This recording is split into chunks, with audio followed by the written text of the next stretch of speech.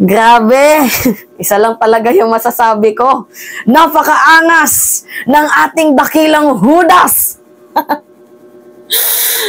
Na si Senator Bato de la Rosa. Ay, Diyos ko po. Politika nga naman. Anyway, eto guys. Nag-sorry si Judas. Dito nga po guys, kay Senator Juan Miguel Zubiri, hindi niya daw sinasadya. Kung ipaglato-lato kaya ni Senator Miguel Zubiri yung ulo nyo ni Morales, ano kaya yung mafe-feel nyo? Tapos sasabihin ni Senator Miguel Zubiri na hindi niya sinasadya.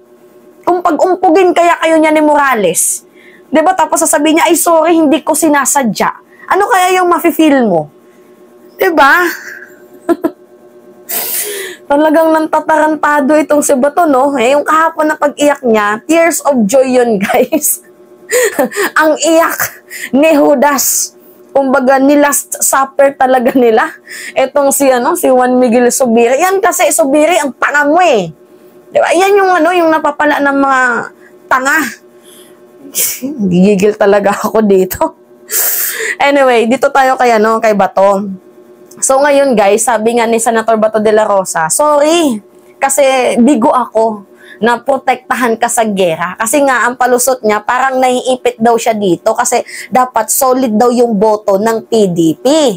Yan yung ini-insist niya na kapag merong mga botohan, dapat solid daw sila. So, ang kailangan kasing boto dito para mapatanggal itong si Senate President Zubiri, 13 votes. So, si Bato de la Rosa, siya po yung panghuling pumirma. So, even sana na hindi na lang sana siya no pumirma, para wala sana silang lamat ni Senator Miguel Zubiri, hindi niya ginawa. Kasi kahit pumirma man sa hindi, itong si Bato de la Rosa, tanggal na talaga itong si Zubiri kasi 14 votes na eh.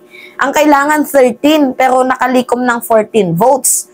Kaso pumirma pa din itong si Bato de la Rosa, pang 15 pa nga, pang last. So talagang masakit. Kasi mantakin mo yung farewell message nga ni former Senate President Juan Miguel Zubiri na talagang pinagmalaki niya itong si Bato na loyal sa kanya, ganyan-ganyan. Tapos malalaman natin na napaka-shocking revelation na isa si Bato de la Rosa sa mga pumirma. Anyway, sa politika talaga guys, lagi kong sinasabi sa inyo, wala pong permanente. Walang permanente sa politika. So, permanenteng interest lang, yan lang talaga eh. Although masakit talaga naman sa part ni Zubiri yan. Kahit nga din kayo guys, kahit hindi usaping politika, no? Nandito na naman tayo sa drama ko. So, kahit hindi usaping politika, madami talagang nagtatraidor guys. And I feel, kung ano yung nafe-feel ngayon ni Senate President Juan Miguel Zubiri, pero mas malala naman sa kanya. Talagang literal na nagpakatanga siya, nagpakahunghang siya, nagpagamit siya dito sa dito kila Bato de la Rosa. Masakit talaga guys sa feelings yan kasi nga unang-una 'di ba pinag-Senate hearing niya itong si Padilla. Kahit alam niya na pwedeng masira yung pangalan niya dito. Kasi alam nyo naman na itong si Robin Padilla, gusto niya lang ipagtanggol ang SMNI, tayo naman gusto natin na ipaglaban ang tama against tayo sa fake news. Dito naman sa PDEA Leaks, na kahit alam naman nating very obvious na scripted, 'di ba, fabricated, yung mga kasinungalingan dyan sa papers na yan, hinayaan pa din ni Senate President Juan Miguel Zubiri, former Senate President Zubiri. Kumbaga, nagpakaalipin siya, nagpakatanga siya, nagpakahunghang, nagpagamit siya dito kala Senator Bato de la Rosa, and yet, ito ang ginanti sa kanya, tinraidor siya. Pero ito yung malala dito, guys. Yung pag-sorry ni Senator Bato de la Rosa, mantakay nyo sa daming sinakripisyo ni Zubiri sa inyo, sorry lang. Sorry lang yung marireceive ni Senate President, former Senate President sa inyo. Diba? Guys, ito yung sinasabi ko sa inyo eh. Kung yung Pilipinas nga, tinatraido nila Bato de la Rosa, paano pa kaya sa mga normal na tao na kagaya nila? Ano aasahan natin dyan? Mga balimbing yan. Diba? Kababayan nga natin, tinatraidor nila. Hudas nga sa ating bayan. Tapos ano ina-expect mo, Senate President? Papanig sila sa'yo? Alam mo naman yung lahi nila, makadigong. Diyos ko po. Anyway, ito yung balita, guys. Kahit napaiyak sa plenaryo kahapon, inamin kanina ni Senator Bato de la Rosa na isa siya sa mga pumirma para palitan si dating Senate President Mig Zubiri. Inamin din ni Senate President Chis Escudero na siyang pasimuno sa balasahan sa Senado. Nasa frontline ng balitang yan si Camille Samonte. My commander, I'm so sorry. We lost the war. Nahiya ako sa kanya dahil hindi ko napanalo yung gera para sa kanya.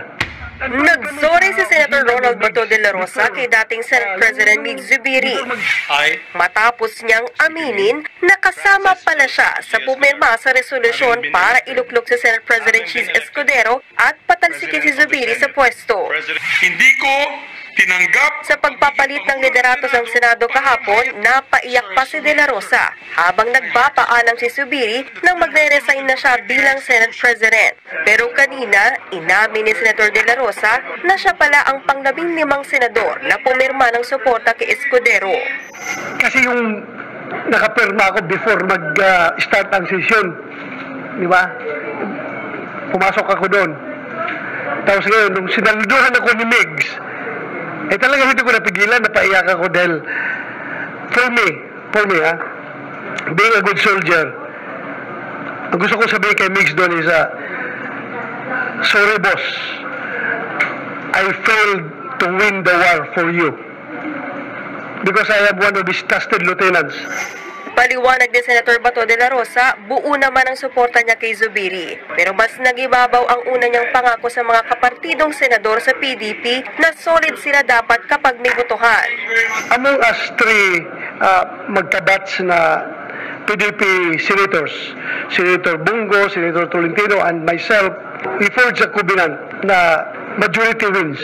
In every voting situation, in this case, nangyari sa silang dalawa talaga ay nag-decide na sumuporta kay Senator Jesus Escudero. Ako ay naiwan. I want to stay with ayaw ko sana.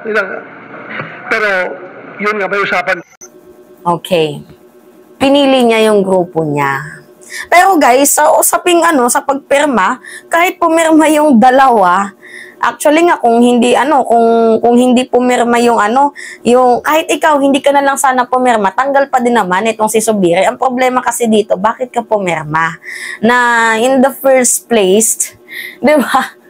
Kulig kayo ni Zubiri. Bakit mo ginawa 'yun? 'Di ba? Talagang yan yung betrayal. Sakit nun? Sakit?